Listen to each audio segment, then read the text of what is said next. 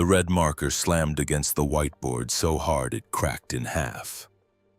72 hours until $100 million vanished into the hands of competitors who hadn't spent 40 years clawing their way to the top of an industry that told women to stay home and bake cookies.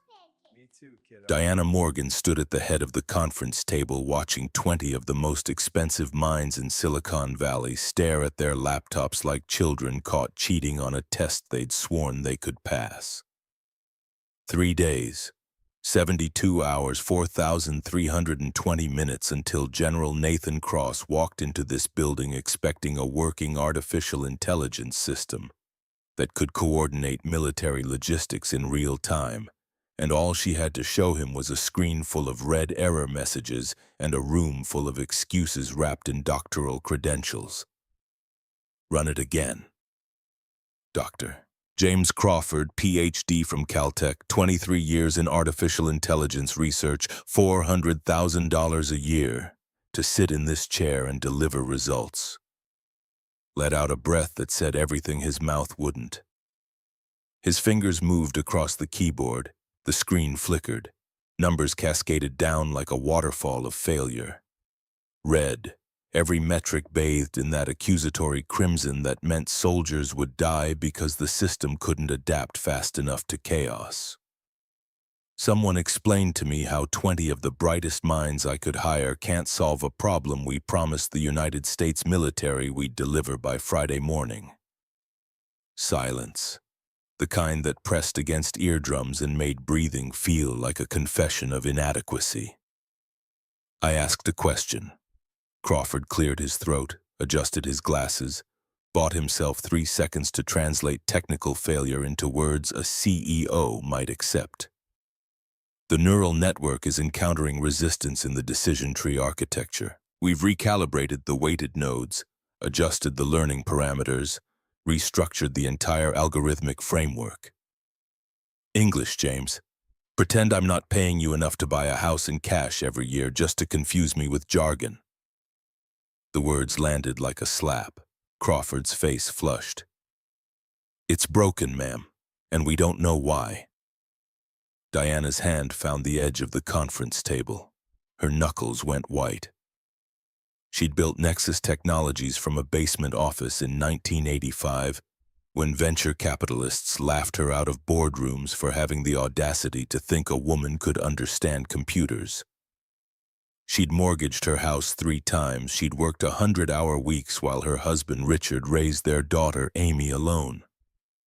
She'd sacrificed holidays and birthdays and dance recitals and bedtime stories to prove that gender didn't determine genius. And now, 4 decades later, with a reputation that could shatter glass and a company worth billions, she was watching it all dissolve because the smartest people money could buy couldn't make ones and zeros behave. Do you know what General Harrison told me yesterday? No one answered. Good. Let them sit in discomfort. He said if we don't deliver a working system by Friday, the contract goes to Meridian Technologies. All $100 million of it. She let that number breathe, let it settle into their consciousness like a stone dropping into dark water. And do you know what happens when we lose a $100 million defense contract? We don't just lose money. We lose credibility. We lose future contracts. We lose everything I spent 40 years building while men like Thomas Blake wait for me to fail so they can take my chair and prove women don't belong in positions of power. Her voice cracked on the last word. She hated that, hated the weakness it revealed. But exhaustion was a predator and she'd been running from it for 47 hours straight. Rachel Bennett, her VP of operations and the only person in this company who'd ever seen her cry, stepped forward. Diana, we're doing everything. Everything isn't enough, Rachel. Diana's phone buzzed against the table. She glanced down. A text from Amy, her daughter. The words cut deeper than any failed algorithm. Mom, Grace keeps asking when Grandma's coming to visit. It's been 3 months. She drew you a picture. Call when you can, please. 3 months. 90 days since she'd seen her granddaughter. 8 years old and already learning that work mattered more than people, that conference calls trumped tea parties, that grandma's love was conditional on having enough time left over after saving the world. Diana shoved the phone into her pocket without responding. Everyone out. Figure it out. Don't come back until you have something that works. They fled like students dismissed from detention. All except Rachel, who lingered near the door with that expression that said she was about to offer wisdom Diana didn't want to hear. You should go home. See Grace, she's 8 now. These years don't come back. I'll see her when I've saved her inheritance. And if you work yourself to death first? Diana didn't answer because she didn't have one that wouldn't sound like surrender. Across the city, in an apartment that smelled like vanilla pancakes and worn carpet, Jack Sullivan pushed through the door at 6:50 in the morning with exhaustion clinging to him like a second skin. 10 hours mopping floors and cleaning executive bathrooms and emptying trash cans filled with the remnants of decisions that shaped technology's future while he remained invisible. A ghost in gray coveralls pushing a cart through hallways designed for people who'd never had to choose between rent and groceries. 52 years old, widower, single father, the smartest person on Nexus Technology's executive floor, though no one would ever know it because janitors didn't get asked about their opinions on neural network architectures. Jack had been 2 semesters away from his PhD at MIT when Sarah was diagnosed. Stage 4 breast cancer. 28 years old, no insurance, a newborn daughter who would never remember her mother's voice.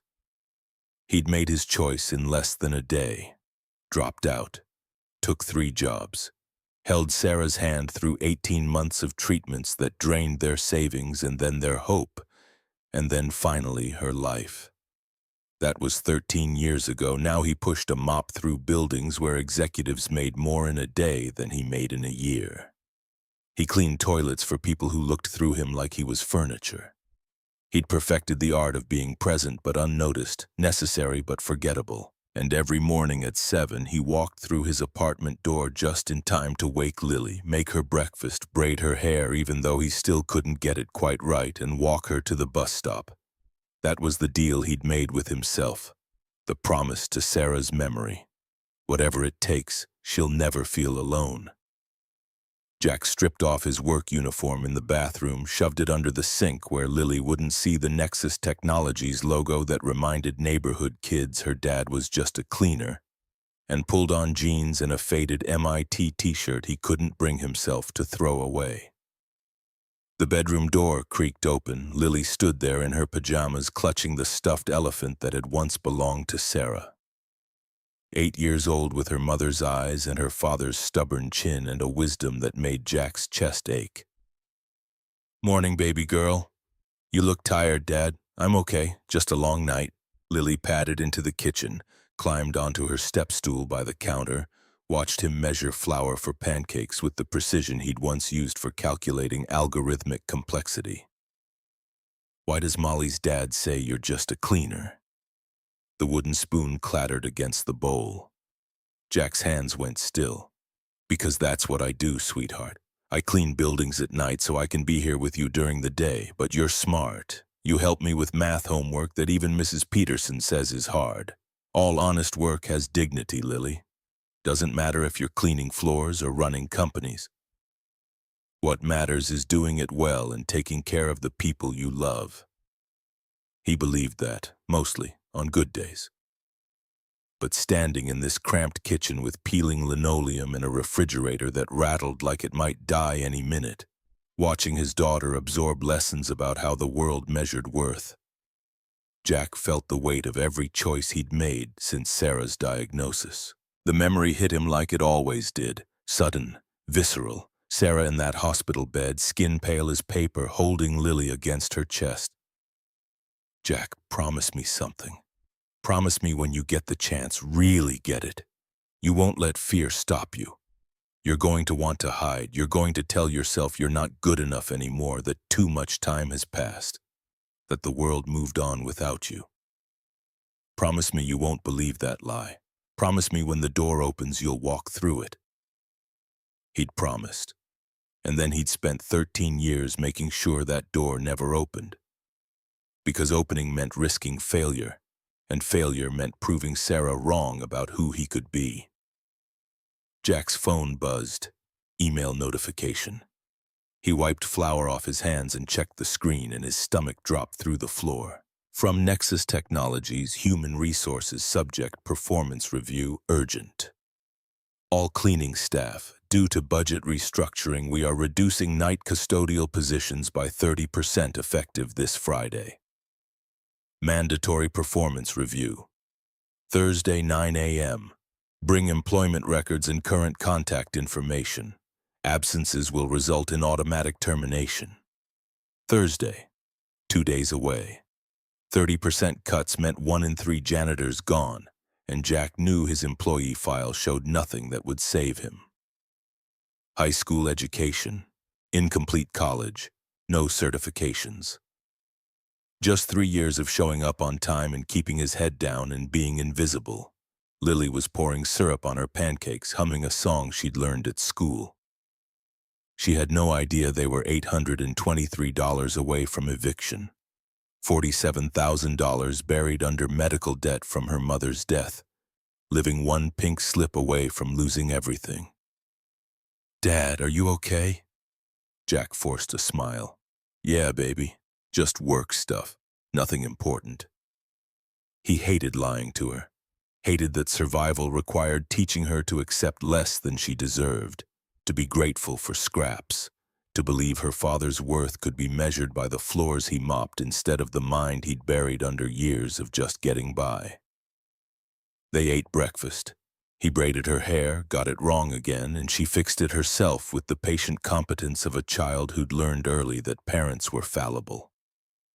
They walked to the bus stop 3 blocks away, past houses where other fathers left for office jobs in suits and ties, where mothers kissed children goodbye before heading to careers that came with retirement plans and health insurance. The bus pulled up.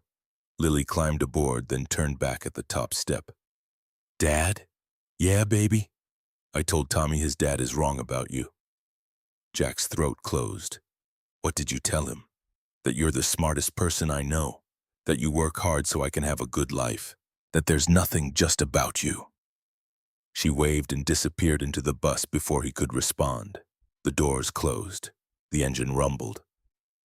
And Jack Sullivan stood on a Seattle sidewalk at 8 in the morning crying in public for the first time in 13 years. 11:47 that night, Diana Morgan stood alone in her corner office staring at Seattle's skyline like it might offer answers it had never provided before.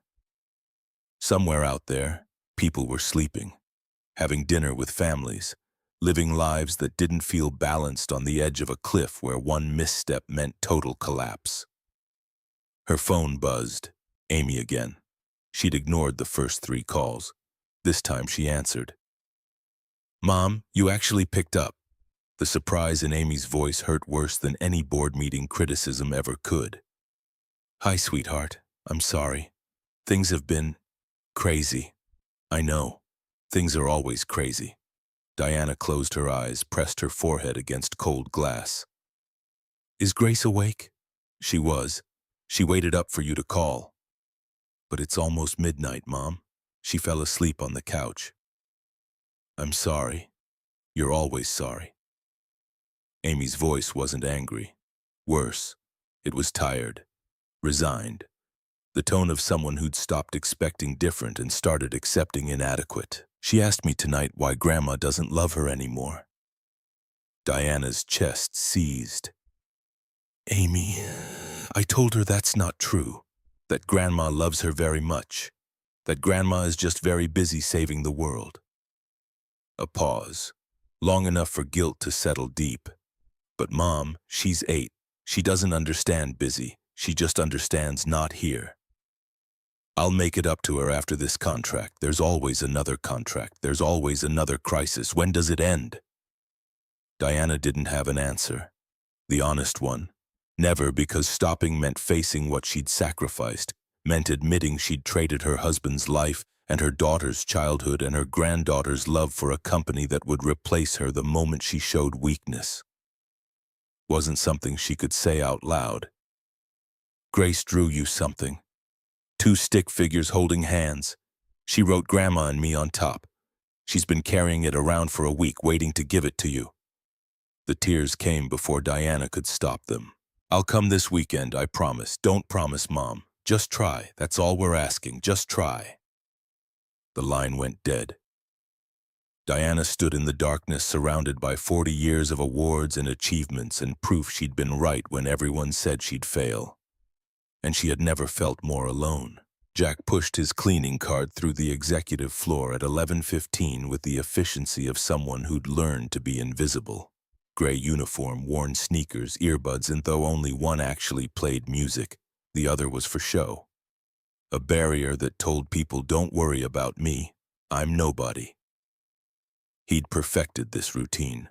Enter rooms after everyone left, clean in systematic patterns that maximized efficiency. Never touch personal items, never look at confidential documents even when they sat open on desks like invitations. Exist without leaving evidence of existing. The conference room lights were still on. Unusual. Jack peered through the glass walls. Empty now, but the whiteboards.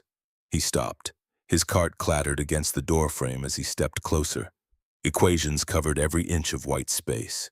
Neural network diagrams, decision tree architectures, algorithmic structures he recognized immediately as advanced AI work, the kind he used to dream about doing before life demanded he survive instead of thrive. His breath caught. In the center of the main board, circled in red marker with angry slashes through it, was a problem, a failed algorithm, and Jack saw the error in 30 seconds. They were using linear regression on an exponential growth model. The weighted nodes weren't accounting for temporal decay. The feedback loop was designed for theoretical perfection instead of real-world chaos, trying to predict patterns in systems that defied prediction.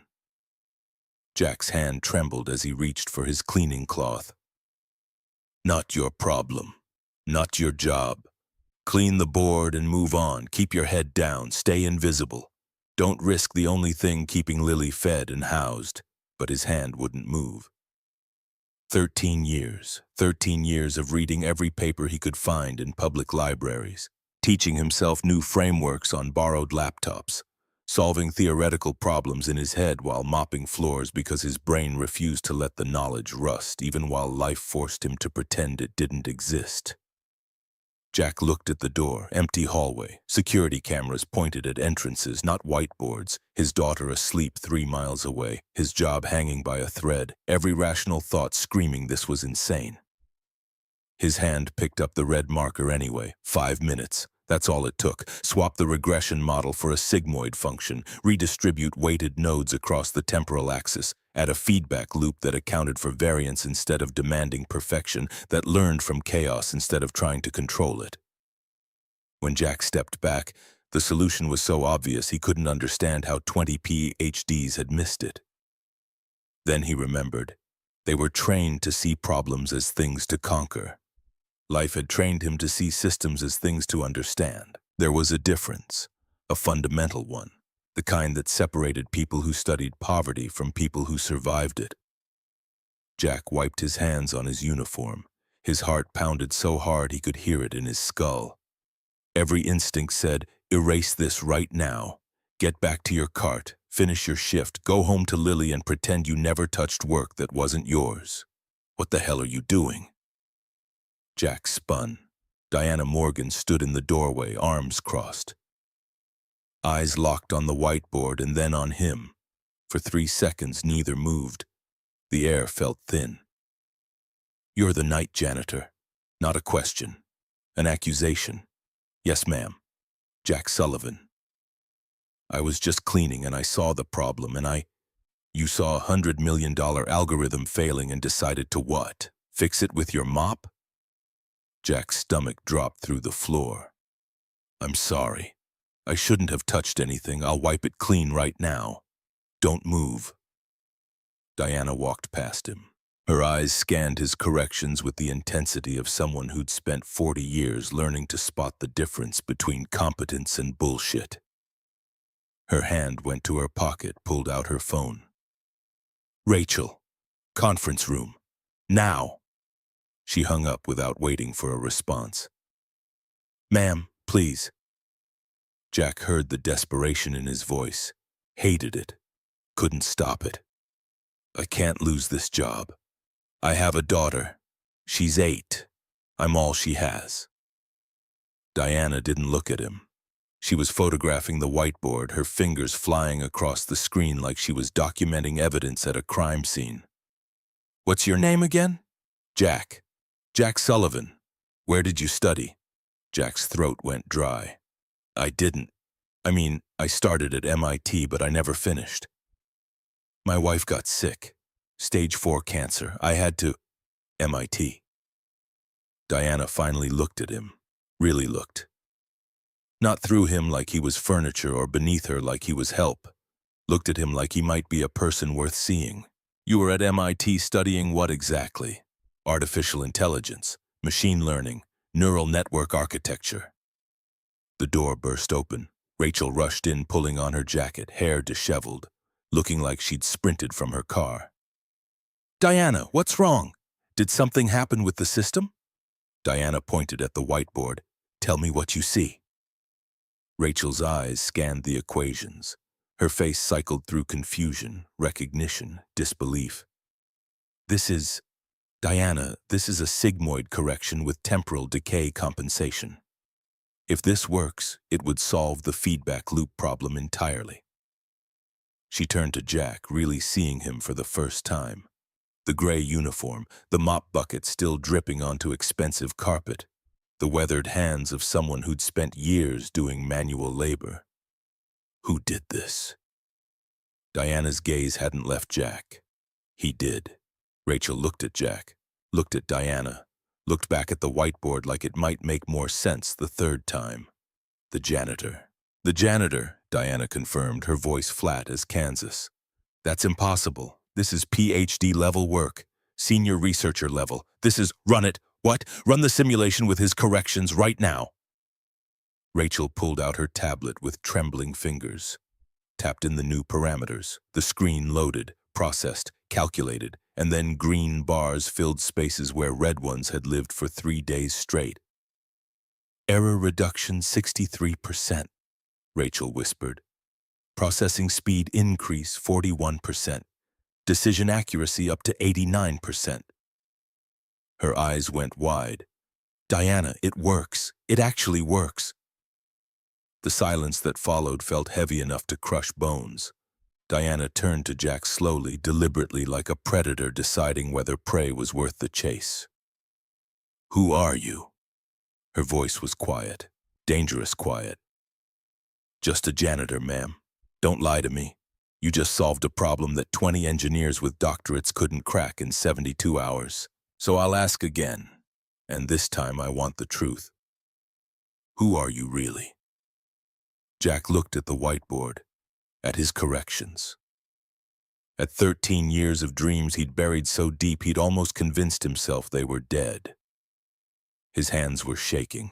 His daughter was asleep 3 miles away. His job was hanging by a thread. And this woman, this legend, was asking him to be visible after years of survival depending on being unseen. I was going to change the world. His voice came out quiet, broken. That was the plan. Finish my PhD. Join a research lab. Build AI systems that could actually help people. He paused. The memory hurt. Then Sarah got sick and the world changed me instead. Diana was silent, listening, actually listening. I dropped out 2 semesters before finishing.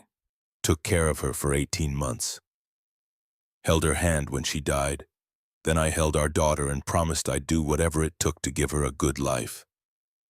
Jack's voice cracked, even if it meant cleaning toilets for people who wouldn't look me in the eye. Rachel wiped her eyes. Diana didn't move, didn't blink, but something in her face shifted. Some wall cracked just enough to let light through. How old is your daughter? 8. Same as my granddaughter. The words hung between them. 2 people from opposite ends of the world connected by something neither expected. The weight of children watching, the guilt of time stolen by necessity, the fear that love might not be enough to make up for absence. What's her name? Lily. Does Lily know about MIT? About who you used to be? Jack shook his head. She knows I work nights. She knows I'm always there in the morning. That's enough. Is it? The question hit harder than Jack expected. I tell myself it is. I tell myself she's happy and healthy and that's what matters. But sometimes... He stopped. Sometimes what? Sometimes I wonder if I'm teaching her the wrong lesson. That you have to give up who you are to take care of people you love. That dreams are luxuries only rich people can afford. Diana was quiet for a long moment. Then she did something that shocked both Rachel and Jack. She sat down, not in the CEO chair at the head of the table, in a regular chair, like a regular person. Sit down, Mr. Sullivan. Ma'am, sit down. Jack sat. Diana leaned forward, elbows on the table, and looked at him with eyes that had seen 4 decades of corporate warfare, hostile takeovers, gender discrimination, and every variety of human ambition. I'm going to ask you something, and I need you to be completely honest. Okay, can you do that again? Look at another problem and solve it. Jack's heart stopped. What kind of problem? The kind that's worth $100 million. The kind that decides whether this company survives or dies. Diana's voice caught. The kind I can't solve alone anymore. Jack looked at this woman, this legend who'd just admitted weakness to him, a janitor. The vulnerability in that admission felt more dangerous than anything he'd touched in 13 years. I'd need to see the full system architecture. I'd need access to the existing codebase. I'd need... Done. I don't have security clearance. I'll get you clearance. I don't have credentials. You have results, Mr. Sullivan. Results matter more. Jack's mind raced. This was insane. This was impossible. This was... I need to be home by 7 every morning. No exceptions. My daughter needs me. Diana nodded. Then we work around your schedule. And if I can't actually solve it, if tonight was just luck, then you'll have tried, which is more than most people do. She extended her hand across the table.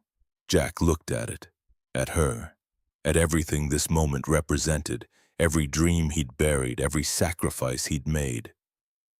Every night spent wondering if he'd wasted his potential. Every morning waking Lily and pretending this half-life was enough.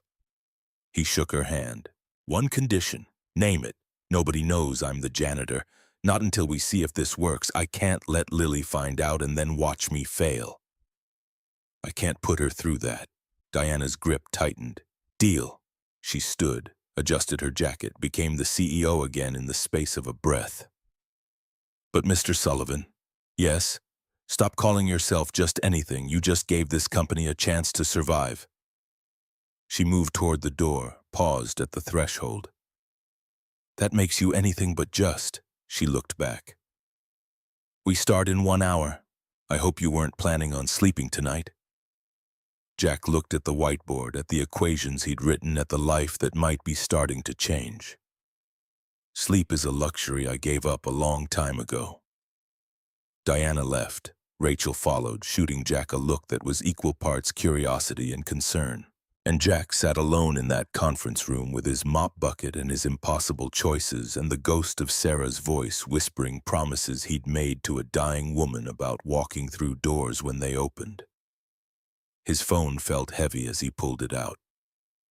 Found Maggie O'Brien's number, the retired teacher who lived next door and sometimes watched Lily in emergencies. It was almost midnight. He called anyway. She answered on the second ring, voice alert despite the hour. Jack, is everything okay? I need a favor, a big one. Is Lily all right? She's fine. She's sleeping. But I need to stay at work tonight. Something came up. Something important. Maggie was silent for a moment. In 3 years of living next door, Jack had never asked her to stay overnight. He was always home by 7. Always. This is about more than cleaning floors, isn't it? Jack gripped the phone tighter. Maybe. I don't know yet.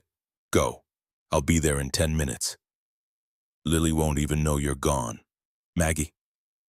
Jack. Her voice was firm.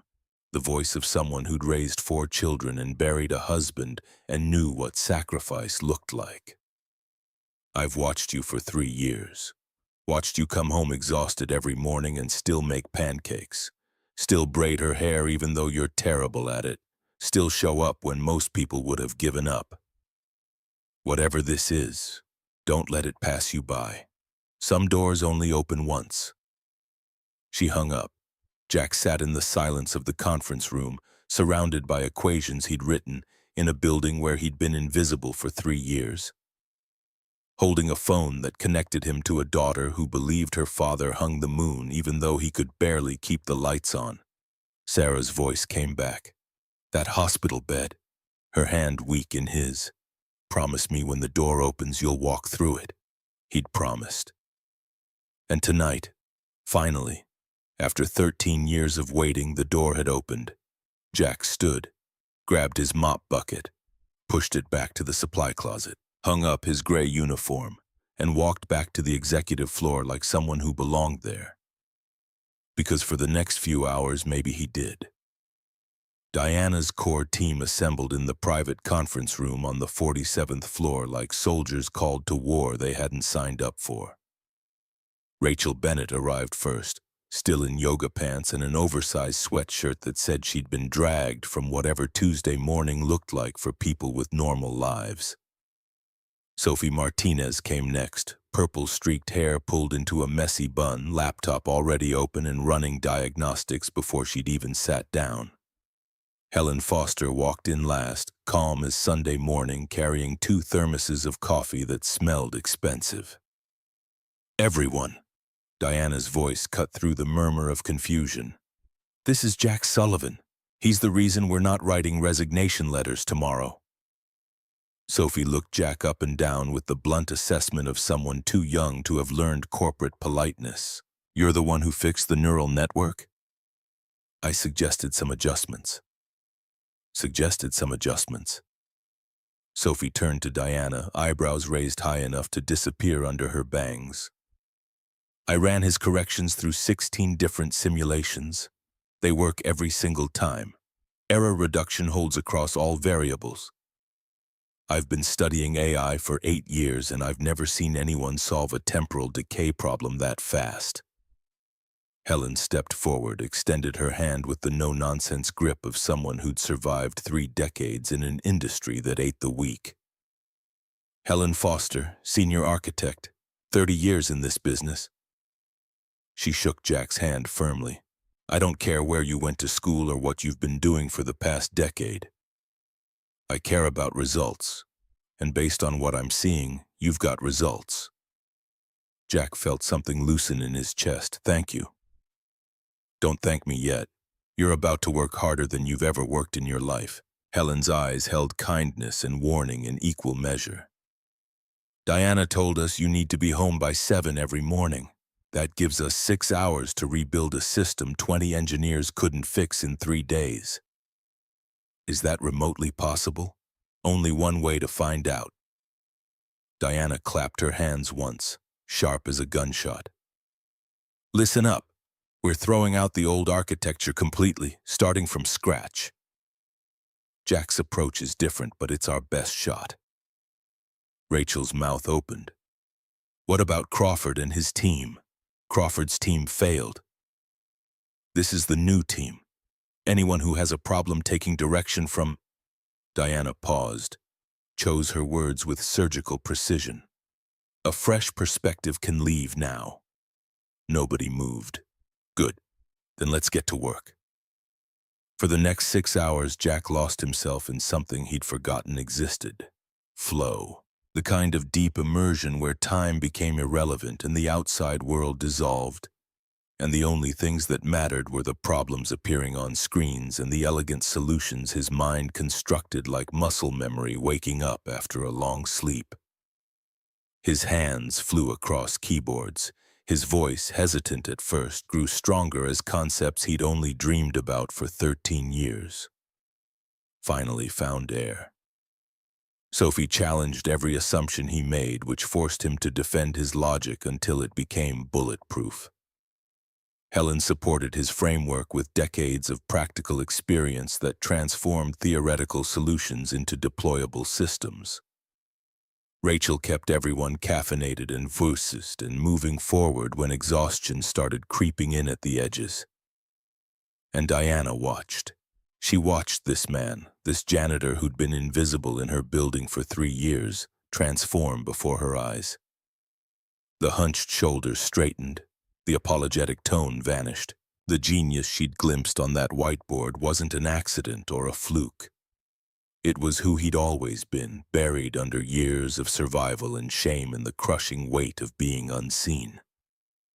At 6:45, Jack looked at the clock on the wall and his whole body tensed like a spring wound too tight. I have to go. Sophie's fingers froze mid-keystroke.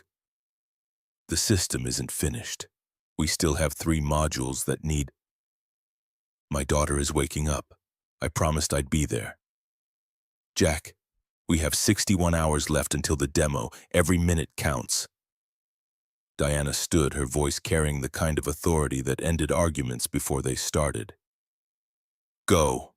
We'll continue without you. Come back tonight. Jack grabbed his jacket, hesitated at the door. Thank you for seeing me. His voice was rough with something that might have been gratitude or disbelief or both. Diana smiled for the first time in longer than she could remember. And it didn't feel forced or political or manufactured for effect. Thank you for reminding me what chances are for. Jack ran for the elevator. He had 15 minutes to get home, strip out of the clothes that smelled like executive floor carpet, and become dad again before Lily woke up expecting pancakes and terrible hair braiding. Behind him, Diana turned back to her team. Keep working. We've got 61 hours and a miracle to build. What none of them knew, what none of them could have predicted was that across the city, Thomas Blake was already building a case that would make miracles impossible. Blake sat in his home office at 10 Wednesday morning, reviewing security footage with the methodical patience of someone who understood that power came from finding leverage and applying pressure at exactly the right moment. He'd been on Nexus Technologies' board for 20 years. Watching Diana Morgan make decisions that should have destroyed the company but somehow didn't, accumulating resentment like interest in a savings account. The security analytics flagged an anomaly at 11:47 Monday night. Unauthorized server access from the executive conference room. Blake pulled up the camera feeds, watched Diana and Rachel and some man in a janitor's uniform standing around a whiteboard. Watch them run simulations on a tablet. Watch Diana's body language shift from desperation to something that looked dangerously close to hope. Blake made 3 phone calls. The first was to Nexus HR.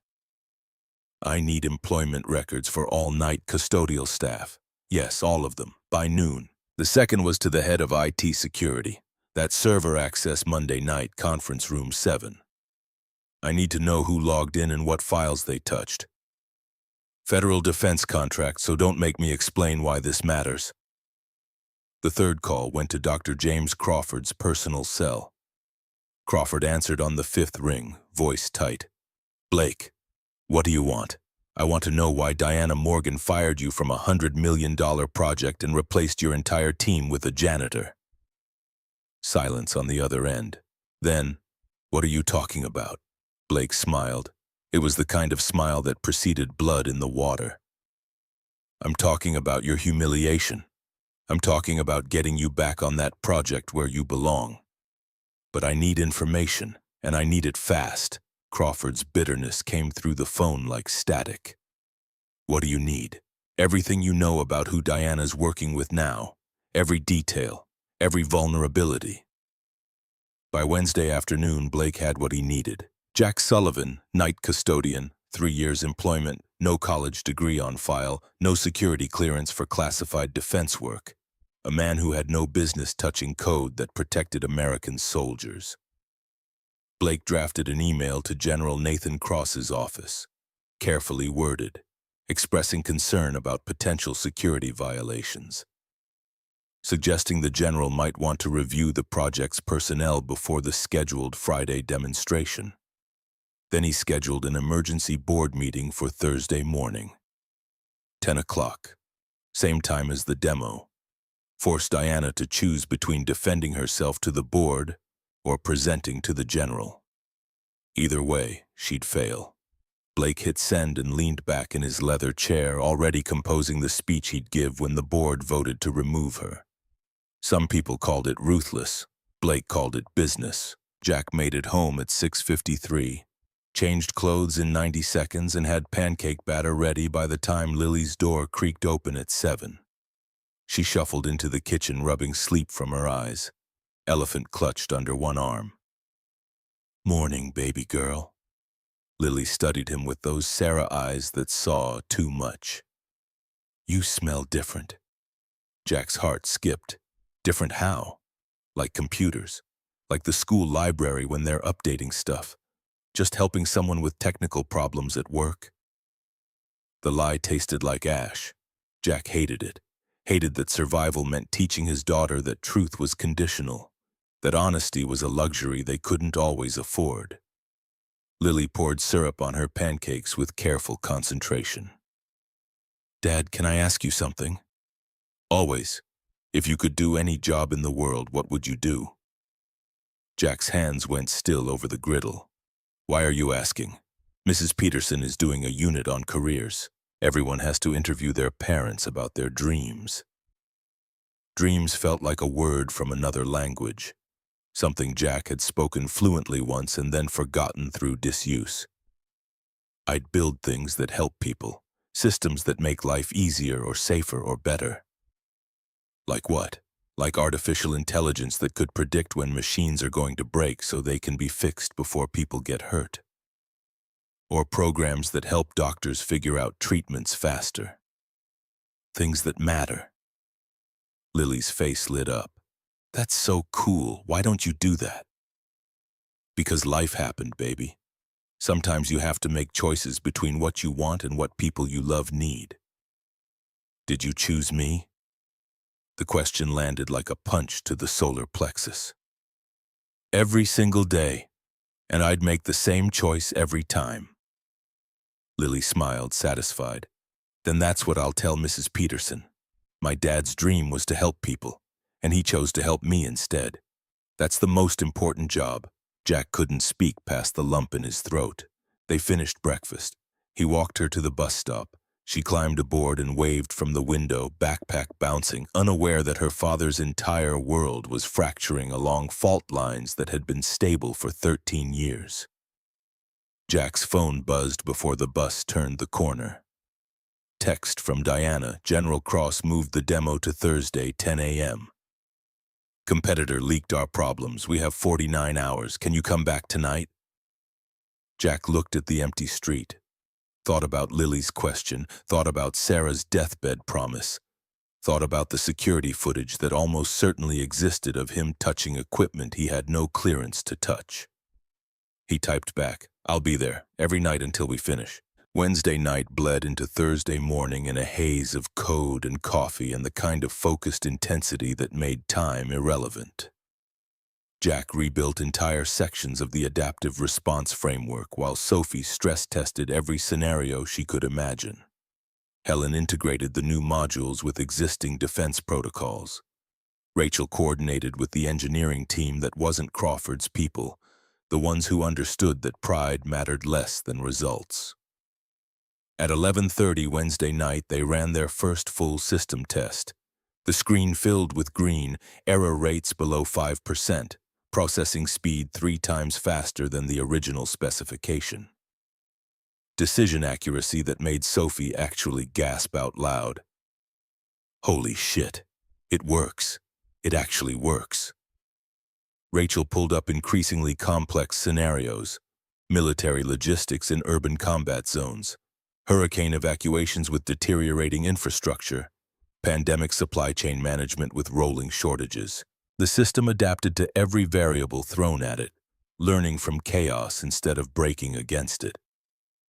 Jack leaned back in his chair at 2 in the morning, eyes burning, hands shaking from too much caffeine and not enough sleep. This was what he'd been built for, this feeling of creating something that mattered, solving problems that would save lives, using his mind for purposes bigger than just survival. Helen brought him coffee that smelled like it cost more than his weekly grocery budget. My late husband was a diesel mechanic. People looked down on him his whole life because he didn't have fancy degrees. But he could diagnose an engine problem just from listening to it run. You remind me of him. She sat down across from Jack. Credentials tell you what someone studied. Scars tell you what they survived. Jack met her eyes. Those sound like words you've had to tell yourself, every day for 30 years. This industry loves degrees more than it loves competence. But the thing about competence is it doesn't need credentials to prove itself. It just needs a chance to be seen. Helen stood, squeezed his shoulder once. Don't let them make you invisible again, Jack. Whatever happens with this project, don't disappear. At 6:45 Thursday morning, Jack gathered his things. The demo was 4 hours away. The system was ready. He was not.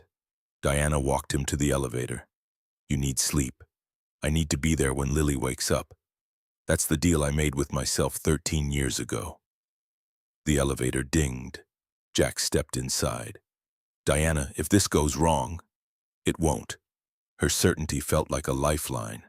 But if it does, if they find out who I am and what I don't have, I need you to know this mattered. These 3 nights mattered more than the last 13 years combined.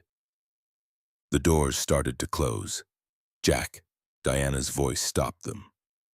We're going to change your life today. I hope you're ready. I'm not, but I'm doing it anyway. The doors closed. Jack rode down 47 floors, walked to his car, drove home through sunrise traffic. He made it through his door at 6:58. Lily's door was already open. She stood in the hallway, elephant under her arm, looking at him with an expression he couldn't quite read. Dad, you look different again, happy, scared. Jack knelt down. Baby, I need to tell you something. His phone buzzed. Email notification. He glanced at the screen and his blood turned to ice. From Nexus Technologies Human Resources Subject Urgent Performance Review Mandatory Attendance. HR. Performance review rescheduled to Thursday 9 a.m., previously Friday. Mandatory attendance for all night custodial staff under review. Absences will result in automatic termination effective immediately. Please bring all employment documentation. 9 in the morning, same time the board would be meeting. 1 hour before the demo with General Cross. Someone was forcing him to choose. Jack looked at Lily, at his phone, at the impossible mathematics of being in 2 places that would both determine whether they had a future worth living. Dad? Lily's voice was small. What's wrong? Jack pulled her into a hug and held on tight enough that she squeaked. Nothing, baby. Nothing's wrong. Dad just has a big day at work. He had no idea how big it was about to get.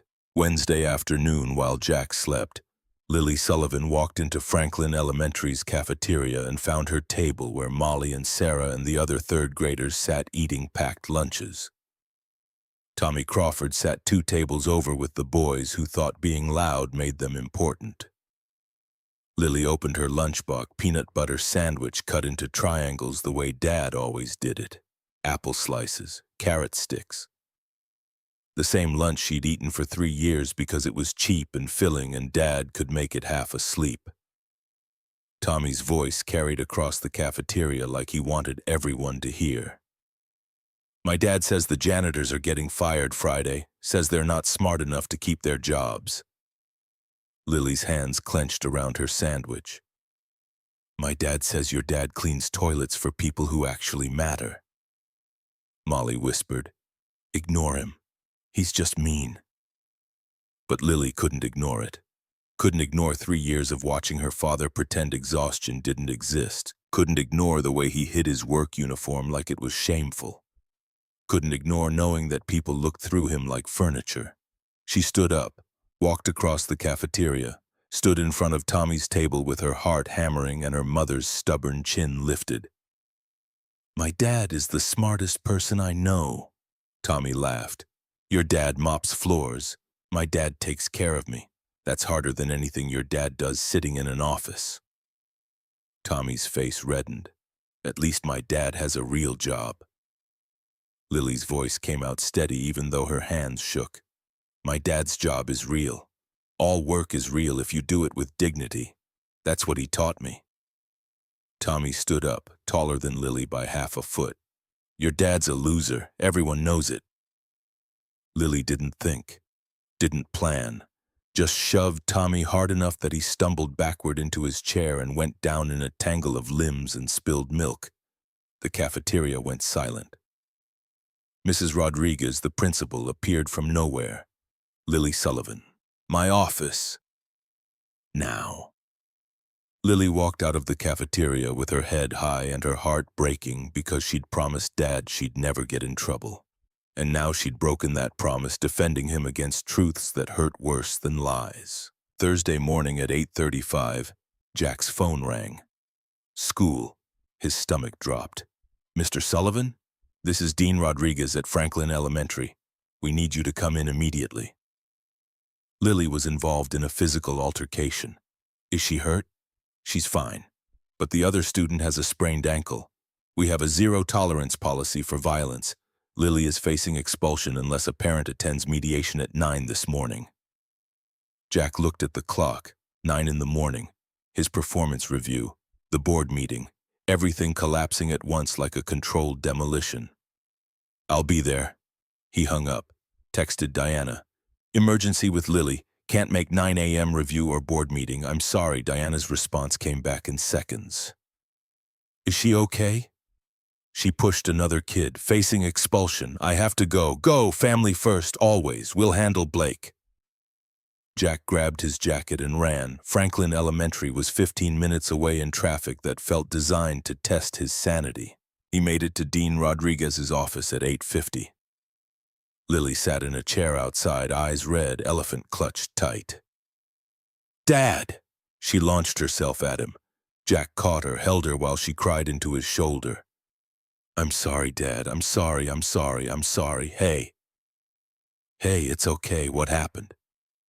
"Tommy said you're a loser, that you clean toilets and don't matter, and I couldn't let him say that about you." Jack's heart cracked clean through. "Oh, baby." Dean Rodriguez opened his door. "Mr. Sullivan, thank you for coming. Please, both of you." They sat in chairs that were too small, institutional blue plastic that reminded Jack of every authority figure who'd ever decided his worth. Rodriguez was a man in his 50s with kind eyes and tired shoulders, someone who'd probably seen every variety of childhood crisis.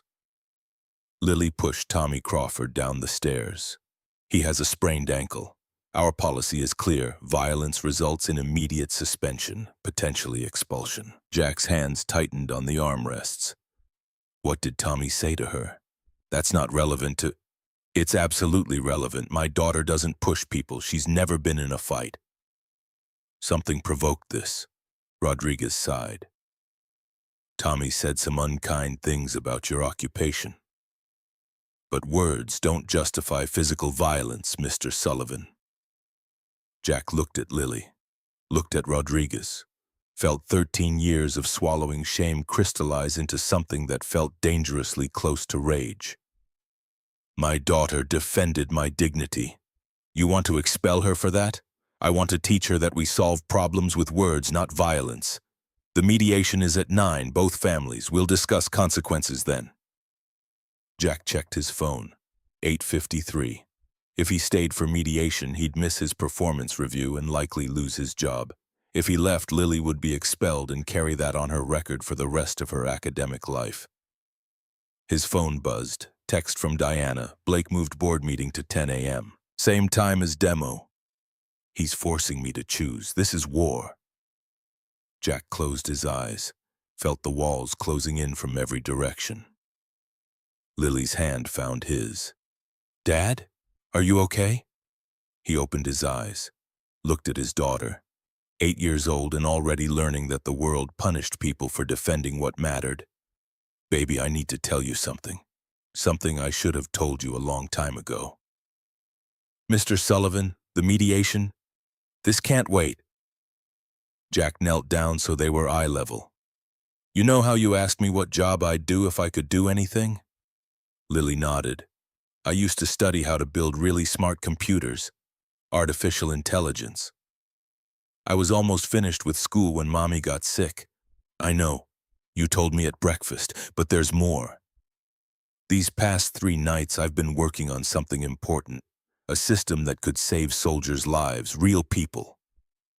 Jack's voice caught, and today there's a meeting where I need to show that work to the person who decides if it gets used.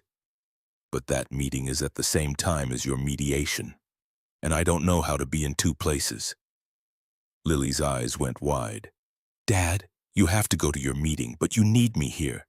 How many people could your work save? I don't know. Maybe hundreds, maybe thousands. Lily took a deep breath, the kind of breath that looked too old for an 8-year-old body. Mommy saved people. You told me that. She was a social worker and she helped people who were hurting. Jack couldn't speak, could only nod. Then you should go save people too. That's what our family does. Rodriguez had been silent through this exchange now. He cleared his throat. Mr. Sullivan, Lily, I need to say something. They both turned. I've been listening to what you told your daughter about your work, about who you were before life changed your path. And I'm looking at a father who raced here to defend his chud and a child who's willing to sacrifice having her father present so he can help strangers. Rodriguez stood. The mediation can wait. It can be rescheduled for next week. What you're doing today, if it's really what you say it is, that matters more than school policy. Jack stared. You're serious? Go do what you were meant to do, Mr. Sullivan. Lily will be safe here. We'll sort this out when there isn't $100 million contract hanging in the balance. Jack looked at Lily. She nodded, solemn as a judge. Go, Dad. Make Mommy proud. Jack pulled her into one more hug, whispered, You already make her proud every single day. He ran. Jack's phone exploded with notifications as he sprinted to his car. 8 missed calls from Diana, 12 texts, 1 voicemail. He played the voicemail on speaker while traffic crawled. Jack, it's Diana. Blake called an emergency board meeting at 10. Same time as the General's demo. He's got evidence of security violations, your lack of clearance, your access to classified systems. Crawford's been feeding him information. They're going to try to shut us down before Cross even sees what we built. A pause. Her voice dropped lower. I need you here. Not for the system. That works. We both know it works, but I need you to look them in the eye and show them what competence looks like when it doesn't come with credentials. I need you to be visible. The voicemail ended. Jack drove faster than he'd driven in years. Made it to Nexus Technologies at 9:41. 19 minutes until the board meeting. 19 minutes until everything he'd built for 3 nights and dreamed about for 13 years either became real or evaporated like morning fog. He rode the elevator to the 47th floor in wet shirt and racing heart. Diana met him at the elevator. Rachel and Sophie and Helen behind her like soldiers before battle. Blake's in the boardroom with Crawford. They've got a full presentation about your security violations, about how I endangered national security by letting an unqualified janitor touch classified code. Diana's eyes blazed. They think you're a weakness. I need you to show them you're the whole goddamn foundation. Jack nodded. His hands had stopped shaking. Some calm had settled over him, the kind that came when there was nothing left to lose because everything was already on the line. Where's General Cross? Flying in now. ETA 10:15. He's early. Of course he is. Jack straightened his shirt. ran a hand through hair that probably looked like he'd been awake for 40 hours, which he had. Let's go show them what invisible looks like when it decides to be seen. They walked into the boardroom together, 12 board members. Thomas Blake at the head of the table with a smug expression that made Jack want to flip the whole damn table. Crawford sitting beside him with evidence folders spread like ammunition. And at the far end, unexpected and unannounced, sat General Nathan Cross in full dress uniform. The air went out of the room.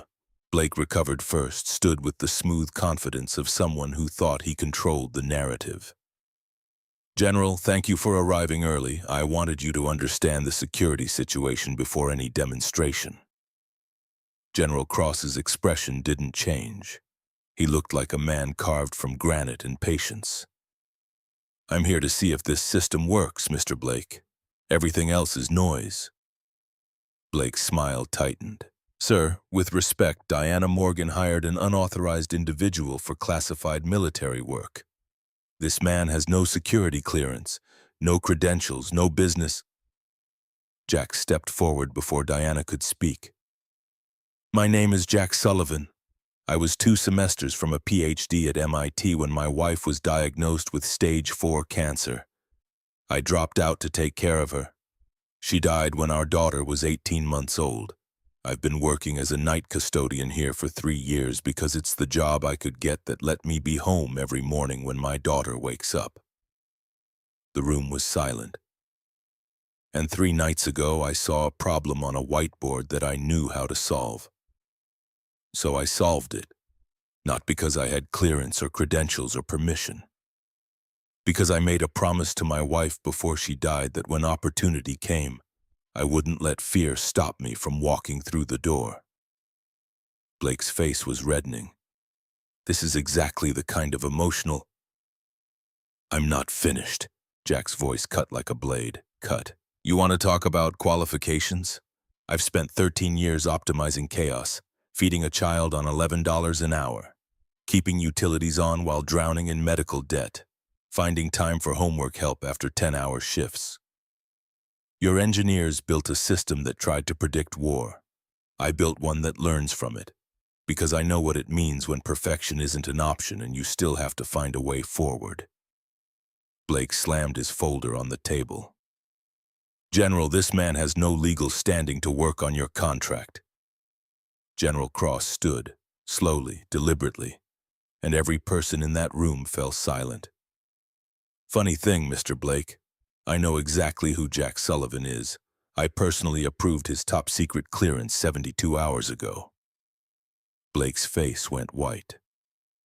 I've been monitoring this project for 3 months. I knew Diana was struggling. I knew Crawford's team was failing. And when my intelligence officers told me someone solved your core problem in 5 minutes, I did what I always do. I investigated. General Cross walked toward Jack. Mr. Sullivan's background check came back cleaner than most of the people in this room. MIT records confirm his academic standing before withdrawal. References from professors 20 years later still speak of his potential.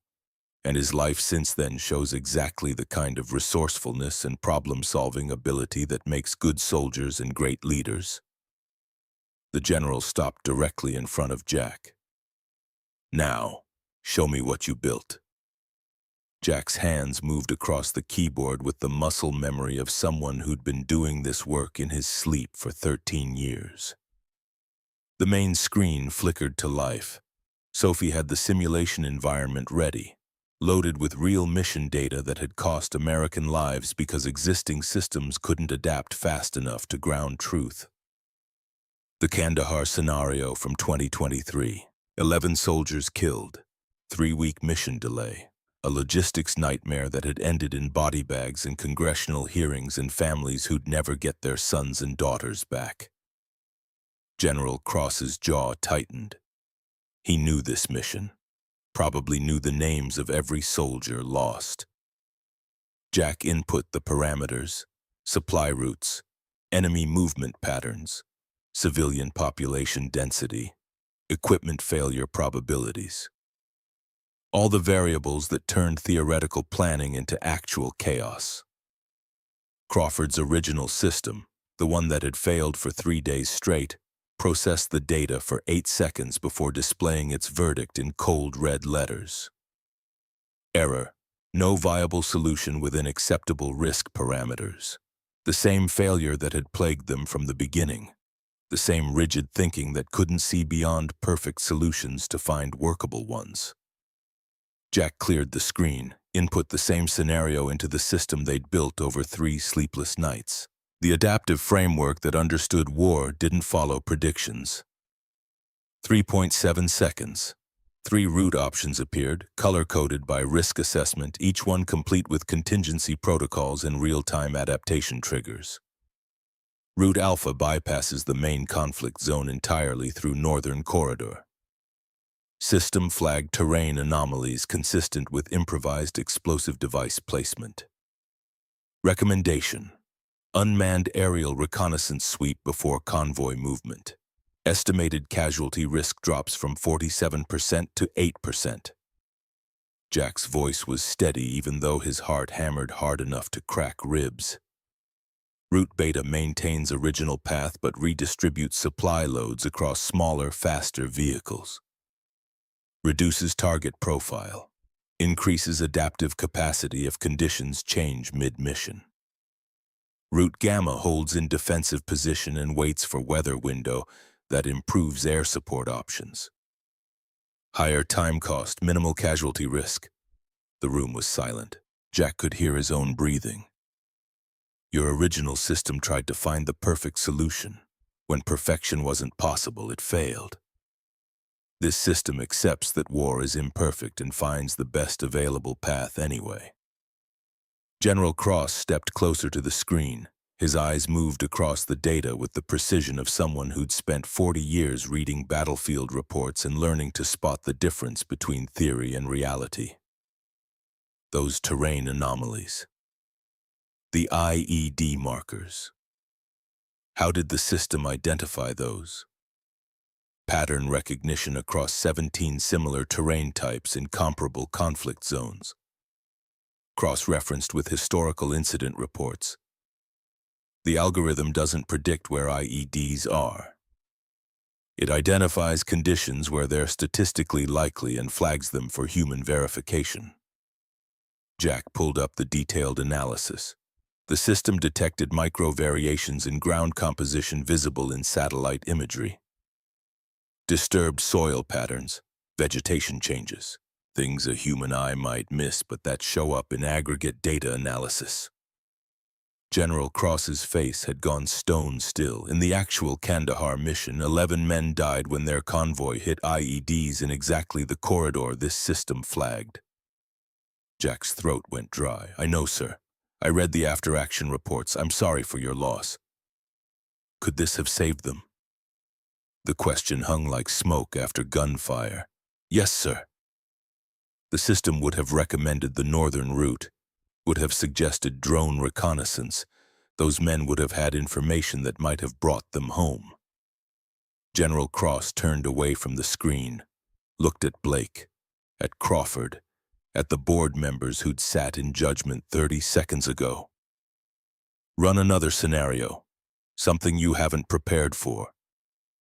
Blake found his voice defensive and sharp.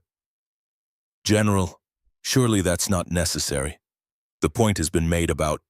The point, Mr. Blake, is whether this system can save American lives. I don't care who built it. I care if it works. General Cross turned back to Jack.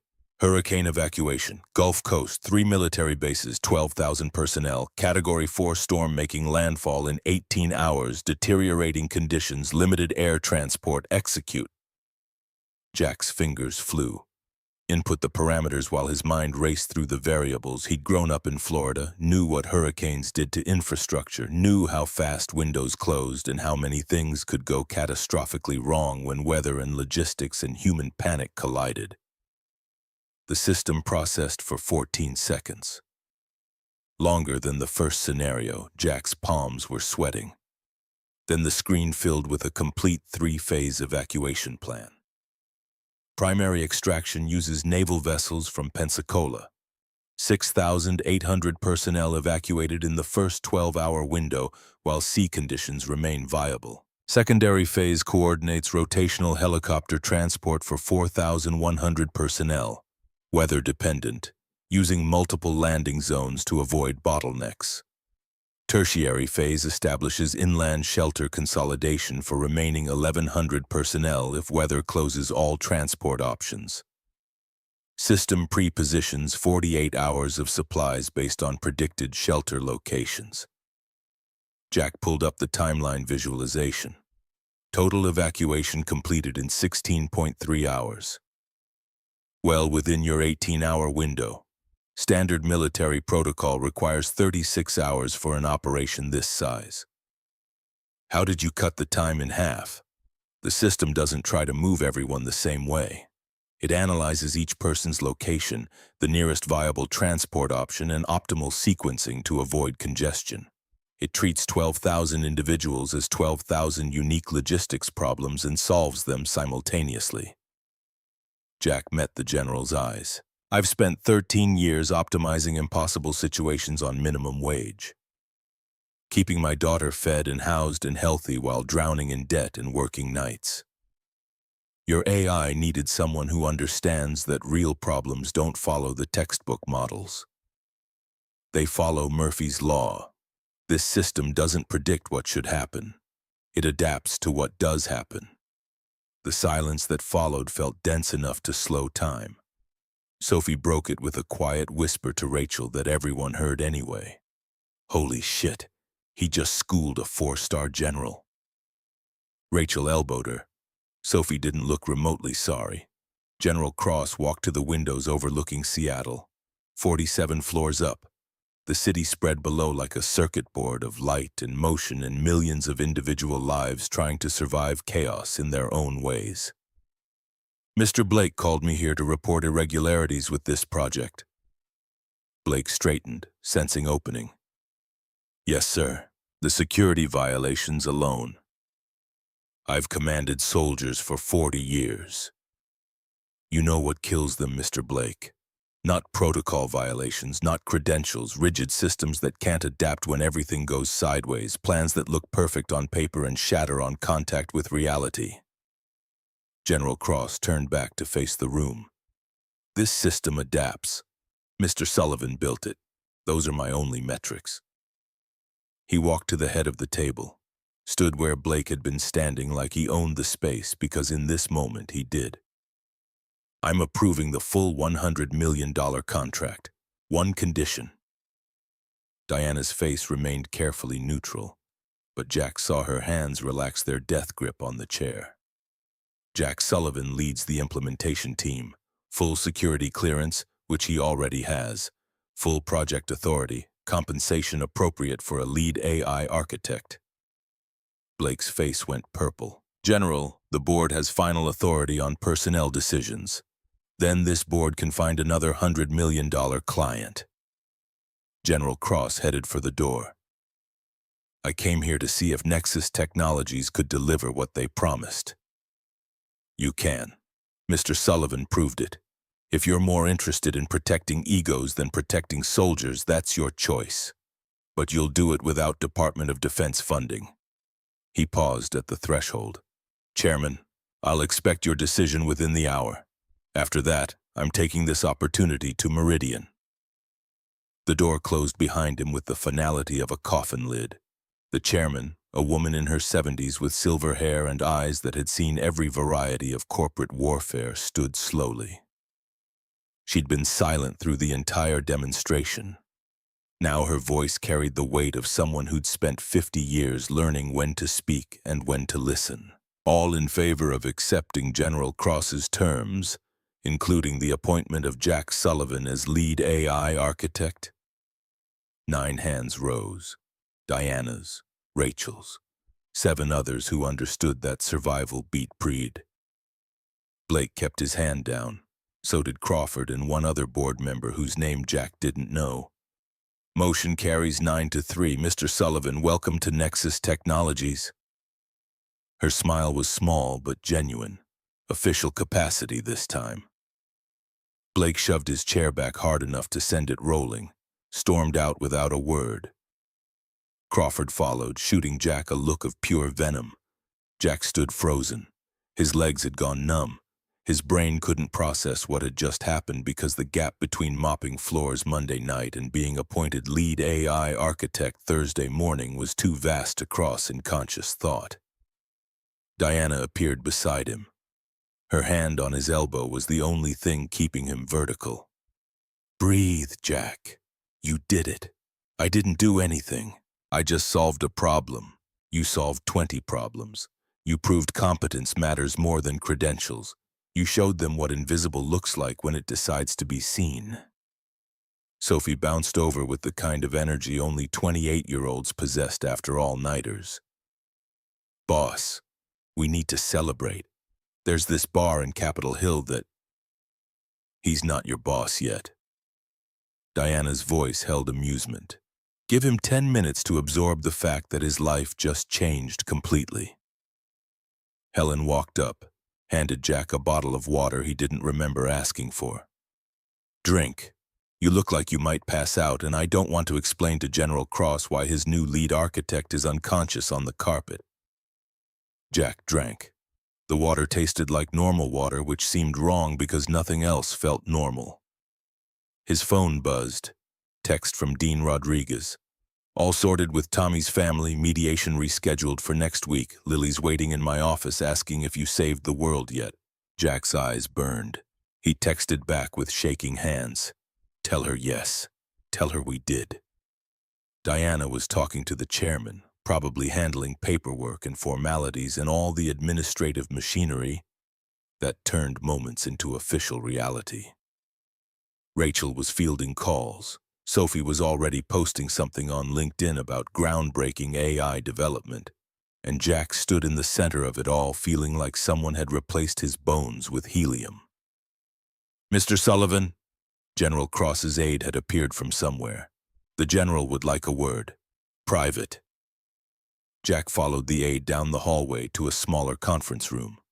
General Cross stood by the windows, hands clasped behind his back, looking every inch the career military officer who'd seen too much death and carried too many names. "Close the door." Jack closed it. The general turned. Some of the granite hardness had left his expression, replaced by something that looked almost like empathy. "My youngest son dropped out of Princeton 6 years ago." Jack blinked at the non sequitur. His wife was diagnosed with multiple sclerosis. "Early onset. Aggressive form. He left school to become her full-time caregiver." General Cross's voice was carefully controlled. "I was furious. Thought he'd thrown his future away. Told him he was making a mistake he'd regret forever." The general walked closer. "Then I visited them. Watched him manage her medications with the precision I'd seen in field medics. Watched him adapt their entire life around her declining mobility. Watched him research treatments and coordinate with specialists and hold her when she cried because her body was betraying her." He stopped directly in front of Jack. "And I realized he hadn't quit anything. He'd just chosen love over ambition. Chosen presence over prestige, the hardest choice a person can make, and he made it without hesitation." Jack's throat was too tight to speak. "You remind me of him. That kind of sacrifice, that kind of strength." The general extended his hand. "The military doesn't need more people who memorize textbooks. We need people who know how to survive when everything falls apart and keep going anyway. That's you." Jack shook his hand, barely holding back tears. "Sir, I'm not a hero. I'm just a father who..." "You're exactly what we need." General Cross's grip was firm. "One more thing. MIT called me yesterday. They want to award you an honorary doctorate for contributions to adaptive artificial intelligence systems. Ceremony in 8 weeks. You should accept." Jack couldn't form words, could only nod. "Now go get your daughter. She's the one who made you who you are. Don't keep her waiting." The general left. Jack stood alone in the conference room, staring at his reflection in the windows. Same face, same body, but something fundamental had shifted. The invisible man was gone. Someone else stood in his place, someone who'd walked through the door. Jack made it to Franklin Elementary at 11:50.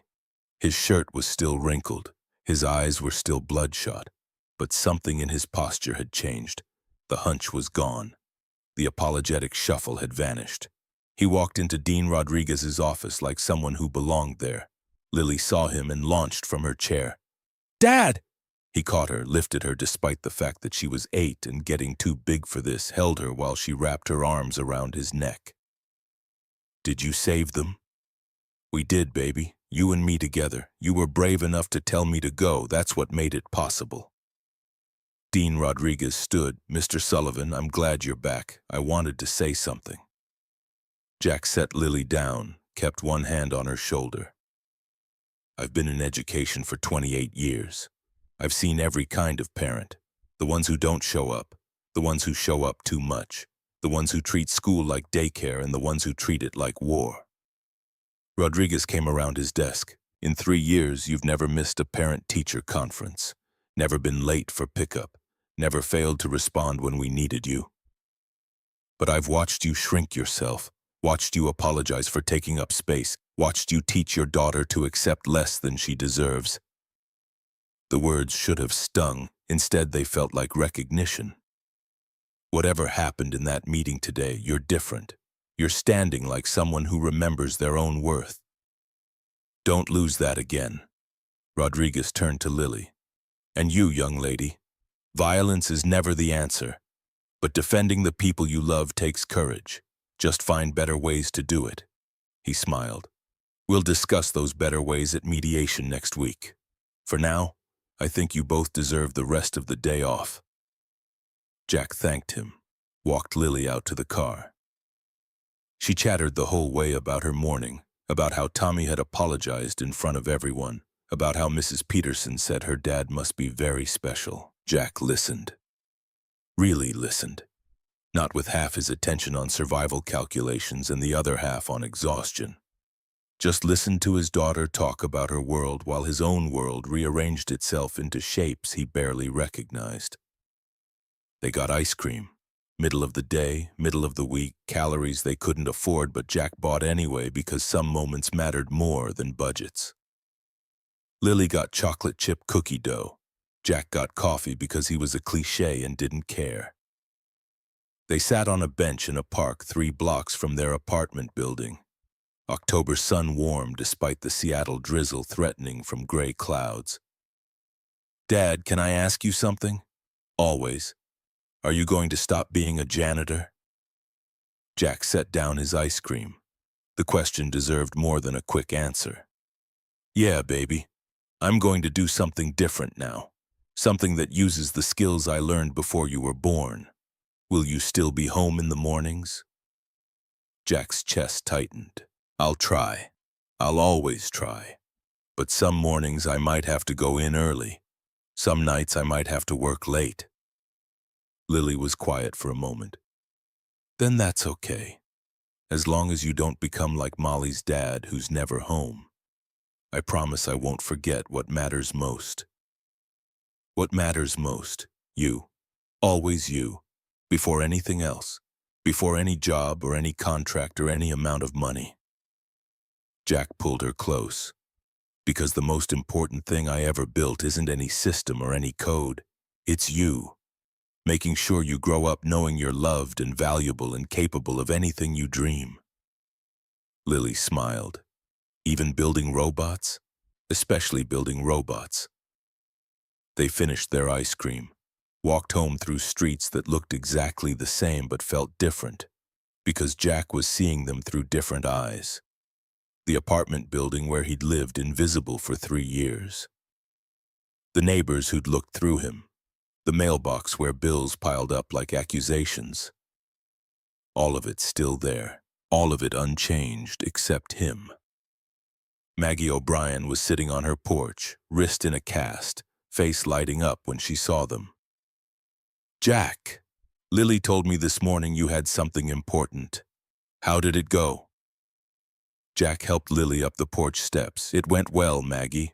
Really well. Well enough that you're grinning like you won the lottery, close enough." Jack sat down on the step. Lily climbed into his lap despite being too big for it. They offered me a job. A real one. Lead AI architect, more money than I've made in 10 years combined. MIT wants to give me an honorary doctorate. Maggie's eyes filled with tears. Oh, Jack, Sarah would be so proud. I hope so. I made her a promise that I'd take the chance when it came. Took me 13 years, but I finally kept it. Better late than never. Maggie reached over with her good hand, squeezed his. You've been a good neighbor, a good father. Never once asked for help even when I knew you needed it. I'm glad the world finally caught up to what the people around you already knew. What's that? That you were never invisible. You were just waiting for the right people to look. 2 weeks passed in a blur of paperwork and onboarding and security clearances that actually meant something this time.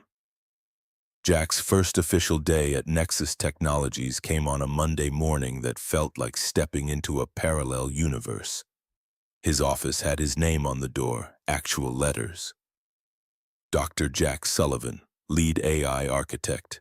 The honorary doctorate wouldn't be official for 6 more weeks, but Diana had insisted on using the title immediately.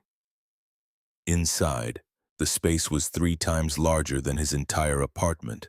Windows overlooking Seattle, a desk that probably cost more than his monthly rent, a computer setup that made his borrowed laptop look like a typewriter.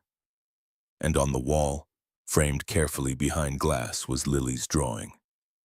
2 stick figures on top of a building, reaching towards stars. Team Sullivan saves the universe, written in crayon across the top. Sophie knocked on the open door. Morning, boss. Ready for your first day? Ready as I'll ever be. The team had grown. 15 engineers now, most of them with PhDs and credentials that made Jack's incomplete degree look like kindergarten attendance. But when he walked into the main lab, they all looked up, and Diana had made sure every single one of them knew the story. The janitor who'd solved what they couldn't, the man who'd proven competence mattered more than credentials. Some of them probably resented it. Jack could see it in faces, the kind of professional jealousy that came from being outperformed by someone who shouldn't have been able to compete. But most of them looked curious, interested, ready to learn from someone who'd built systems by serving instead of studying. Jack spent the morning reviewing their progress. The Kandahar simulation had been refined based on his feedback. The hurricane evacuation model now included 17 additional scenarios. They'd started building modules for pandemic response, infrastructure failure, even climate disaster coordination. Work that would save lives, real lives, people with families and futures and dreams of their own. Helen brought lunch around noon, sandwiches from a deli that smelled expensive. You look overwhelmed, Jack laughed. That obvious? You'll get used to it. The first week is always disorienting. By month 2, you'll wonder how you ever did anything else. She sat down across from him. My husband never got his moment. Died in a car accident before the world figured out his diesel diagnostics method was revolutionary. I've spent 30 years making sure other people don't disappear the way he did. Helen's eyes were serious. Don't let this place turn you into someone who forgets where you came from. The best leaders remember what it felt like to be invisible. Jack's phone buzzed. Text from Lily's school, parent-teacher conference Thursday, 4 p.m. Mrs. Peterson wants to discuss Lily's science project. Jack typed back immediately, I'll be there. 2 weeks ago, he would have had to beg for time off. Would have lost wages he couldn't afford. Would have shown up apologizing for existing. Now he just added it to his calendar and knew the world would adjust around him instead of him shrinking to fit the world's demands. The afternoon brought meetings, strategy sessions, budget reviews. Diana included him in executive discussions like his opinion had always mattered. And maybe it had, but no one had bothered asking before. At 6:30, Jack packed up his laptop. Sophie looked surprised. Leaving already? We usually work until at least 8. I have a daughter who expects me for dinner. That was the deal I made when I took this job. Diana appeared in his doorway. Good. Keep that boundary. I lost my family by forgetting how. Don't make my mistakes. She handed him a folder. MIT sent the honorary doctorate details. Ceremony is November 15th. You should bring Lily. Let her see what her sacrifice helped create. Jack opened the folder, saw the formal invitation on MIT letterhead, saw his name with PhD after it, honorary but real enough. His eyes burned. Thank you for seeing me, Diana, for taking the risk. Thank you for reminding me why I built this company. Somewhere along the way, I forgot it was supposed to matter. You helped me remember. Jack drove home through rush-hour traffic that didn't feel quite so suffocating anymore. The apartment building looked smaller, shabbier, but it was still home, and Lily was waiting. She met him at the door, backpack already open with homework spilling out. "Dad, I need help with fractions," Jack laughed. "Fractions I can do." They worked through her math homework at the kitchen table. Jack ordered pizza because he was too tired to cook, and for the first time in years, the cost didn't make his stomach clench.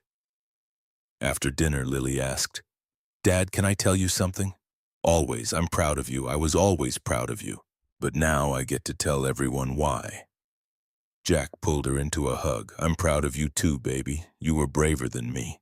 You told me to go when I wanted to stay. That's real courage. Mommy would say we make a good team, the best team." Jack tucked her in at 8:30, read her a chapter from the book they'd been working through. She fell asleep with her hand wrapped around his like she used to when she was smaller. Jack sat on the edge of her bed, watching her breathe, thinking about Sarah's promise and 13 years of waiting and doors that opened when you'd almost given up hope. His phone buzzed. Text from Diana, "Amy's bringing Grace over this weekend. First time in 4 months. Thank you for showing me it's not too late to choose differently." Jack smiled, typed back, "Give Grace a hug from the invisible guy."